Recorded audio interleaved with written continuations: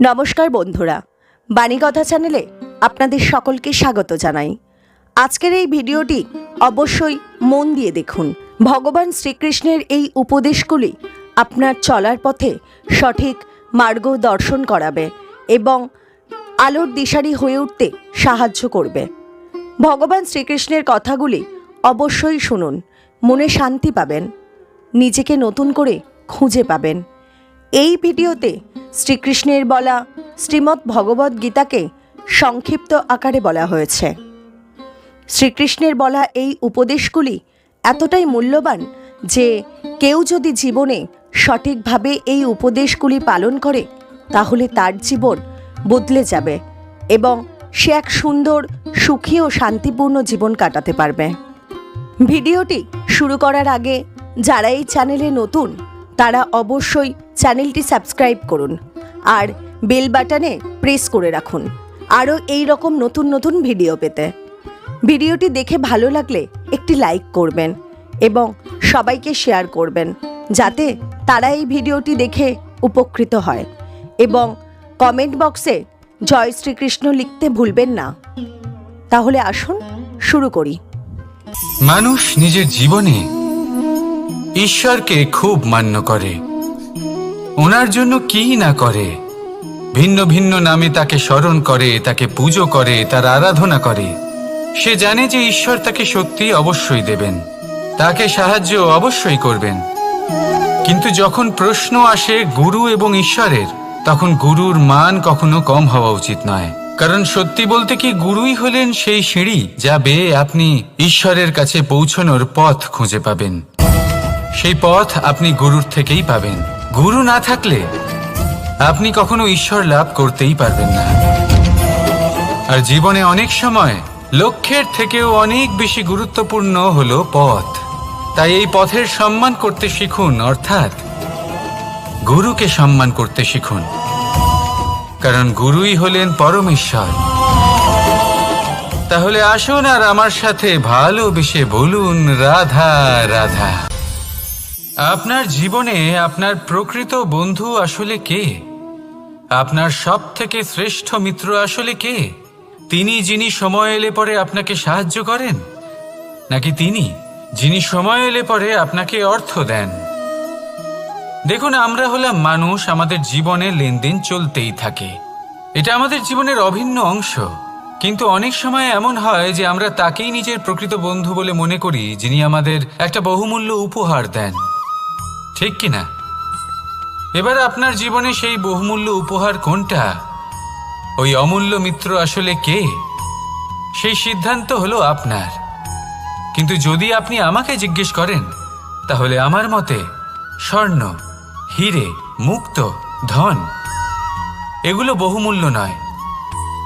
বহুমূল্য হলো সঙ্গ, যখন আপনি একা হয়ে যাবেন, সময়, যখন আপনার তাকে প্রয়োজন হবে, সমর্পণ, যখন আপনার বিশ্বাসের প্রয়োজন পড়বে। যে মানুষ আপনার প্রতি এই 3 গুণ প্রদর্শন করেন, যিনি আপনার কঠিন সময়ে আপনাকে অবশ্যই সঙ্গ দেবেন, যখন আপনার প্রয়োজন পড়বে আপনাকে অবশ্যই সময় দেবেন, আপনার প্রতি সম্পূর্ণ সমর্পিত থাকবেন, সেই হলো আপনার আসল মিত্র, সেই হলো আপনার প্রকৃত বন্ধু। কারণ সত্যি বললে বন্ধুত্বের অর্থই হলো নিজেকে সম্পূর্ণরূপে কারোর কাছে সমর্পণ করে দেওয়া। তাই আপনার সেই বন্ধুর জন্য নিজের প্রাণ উজাড় করে দিন আর ভালোবেসে বলুন রাধা রাধা। মানুষ জীবনে 3টে কাজ অবশ্যই করে থাকে, কিছু দান করে, কিছু গ্রহণ করে, আর কিছু ত্যাগ করে দেয়। এটাও ভাবতে থাকে যে এটা করলে কিভাবে করবে। দেবার জন্য পর্যাপ্ত ধন নেই, নেবার জন্য সংসারে অত স্নেহ নেই, আর ত্যাগ করার জন্য জীবনে এত সুখই নেই, তাহলে কিভাবে করবে? আসলে আমরা বস্তুগত চাহিদা অর্জনে এত ব্যস্ত হয়ে পড়ি যে আমরা বুঝতেই পারি না যে কি নেবার আছে, কি দেবার আছে, আর কি ত্যাগ করার আছে। তাহলে আজ আমি আপনাকে বলেই দিই, মনে রাখবেন এই 3টে গুরুত্বপূর্ণ গুণ, 3টে গুরুত্বপূর্ণ কথা। দেবার জন্য আছে দান, নেবার মতো আছে জ্ঞান, আর ত্যাগ করার মতো আছে অহংকার। যখন আপনি দান করতে শিখে যাবেন, জ্ঞান অর্জন করার শক্তি আপনা থেকেই আপনার মধ্যে চলে আসবে। আর যখন এই জ্ঞান আপনার মধ্যে প্রবেশ করবে, অহংকার আপনা থেকেই আপনার থেকে দূরে চলে যাবে। যে ব্যক্তি এই তিনের মধ্যে ভারসাম্য বজায় রাখতে পারে, তার বর্তমান, ভূত, ভবিষ্যৎ, লোক, পরলোক সব কিছু শুধরে যায়।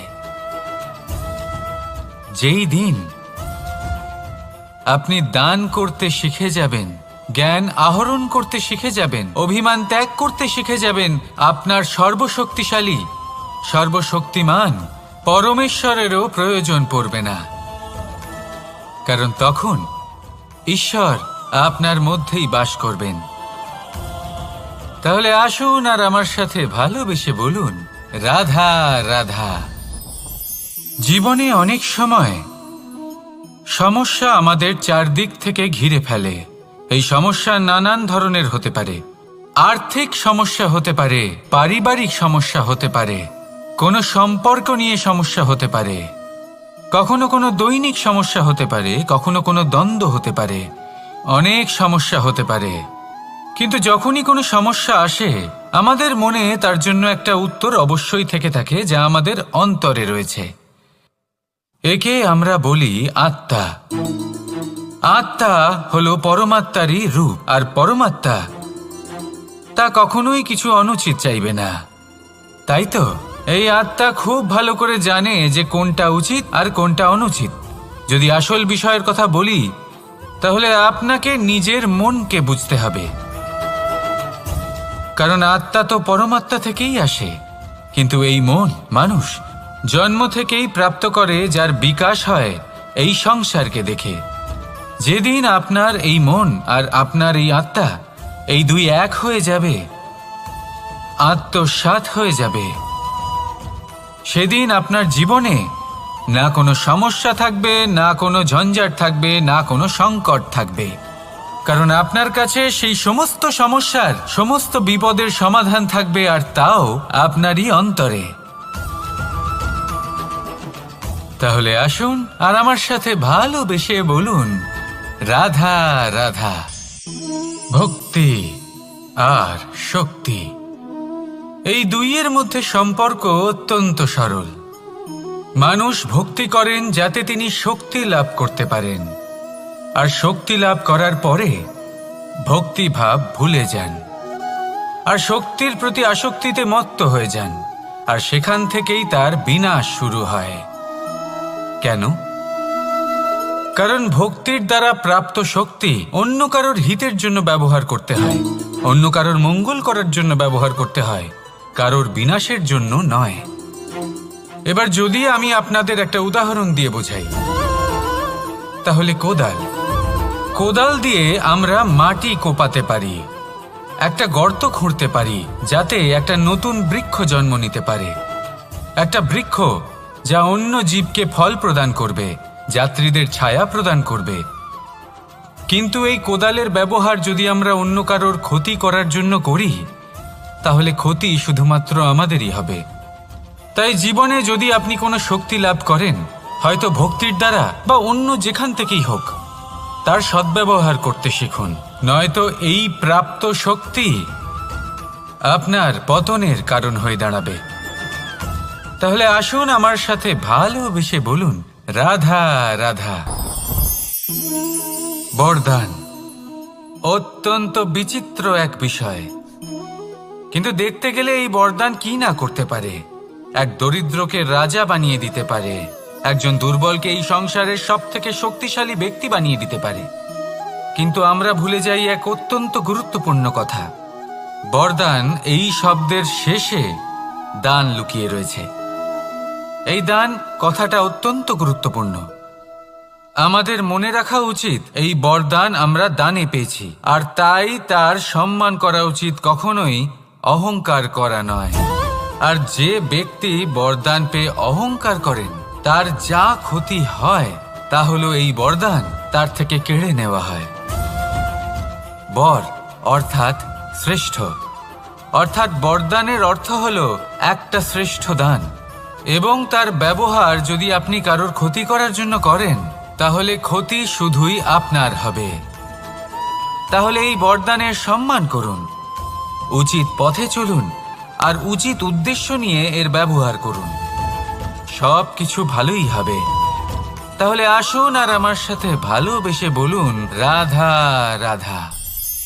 পিতা আর পুত্রের সম্পর্ক অত্যন্ত মধুর হয়ে থাকে।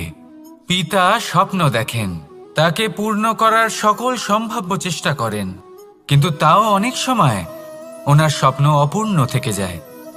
তখন পিতা ভাবেন যে স্বপ্ন উনি পূর্ণ করতে পারেননি, ওনার সন্তান তা অবশ্যই পূরণ করবে।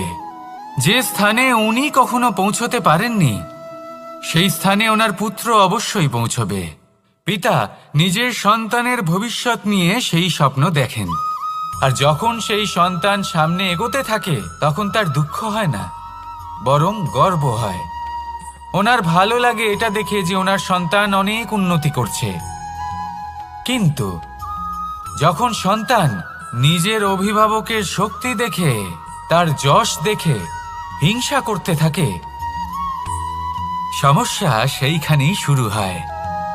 সেই জন্য সকল সন্তানকে এটা মনে রাখতে হবে, দেখুন, পুত্র হবার সুবাদে, এক সন্তান হবার সুবাদে এটা হলো আপনার অধিকার যে আপনি আপনার পিতার থেকে বেশি উন্নতি করবেন। আপনার পিতাও এটাই চান, কিন্তু সুস্থভাবে এটা করুন। একটা রেখা টেনে নিন যাতে আপনি তাতে এগোতে পারেন আর আপনার পিতার তাতে গর্ববোধ হয়, আর সেই বিষয়ে দুঃখ না হয় যে আমার সন্তান আমাকেই ছোট করার চেষ্টা করছে।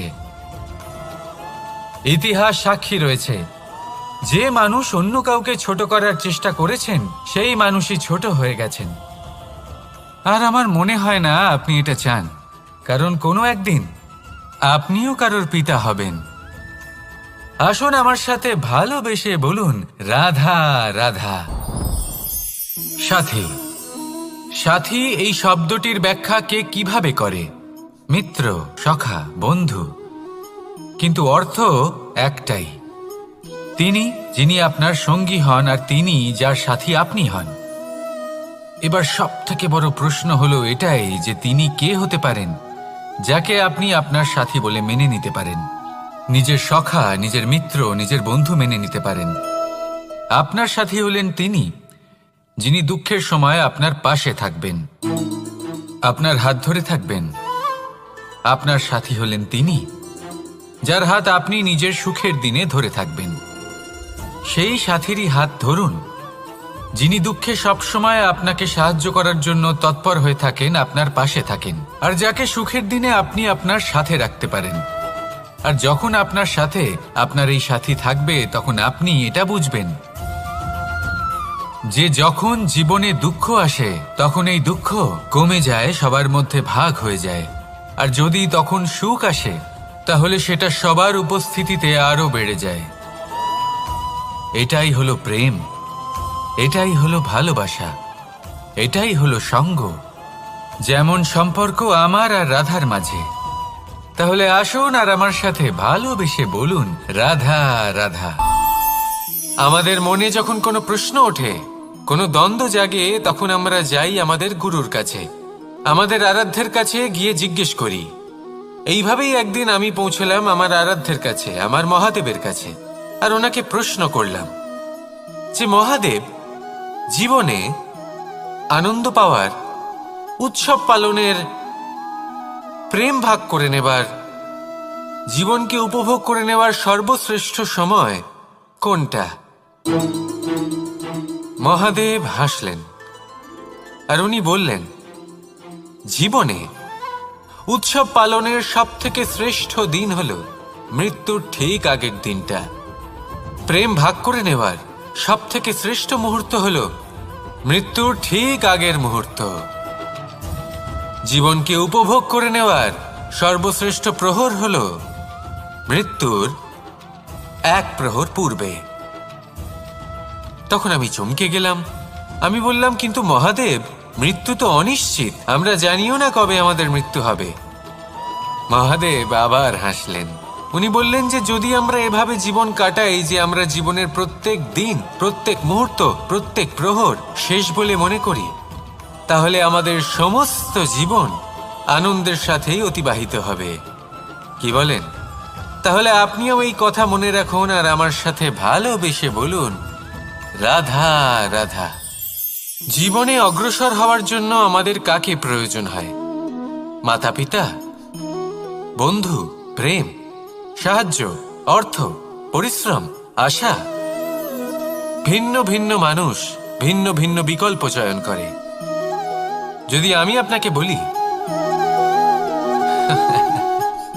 তাহলে জয় আর পরাজয়ের মন্ত্র দুটো শব্দের উপর নির্ভর করে, মেনে নেওয়া আর দৃঢ় হওয়া।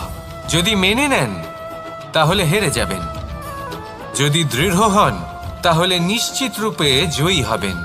যদি কখনো আপনি ক্লান্ত হয়ে ওঠেন, আপনি দুঃখী হন, পুরোপুরি ভেঙে পড়েছেন, তখন মেনে নেবেন না যে আপনি ভেঙে পড়েছেন, নয়তো হেরে যাবেন।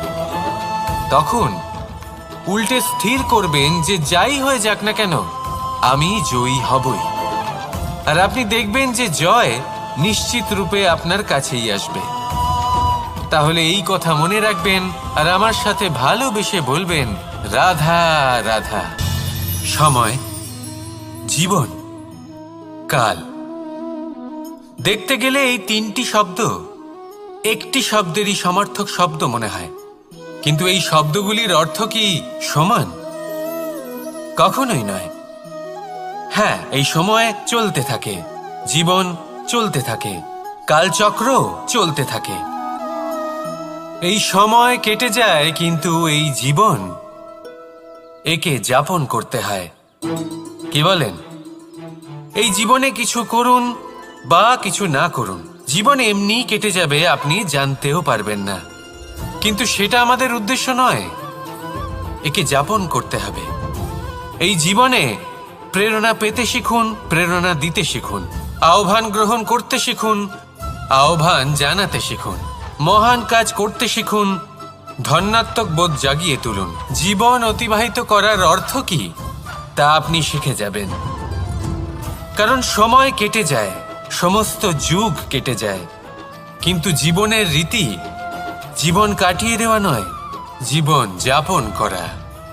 এই জীবন সম্পূর্ণরূপে অনুভব করতে হবে, নতুন পথ বানাতে হবে।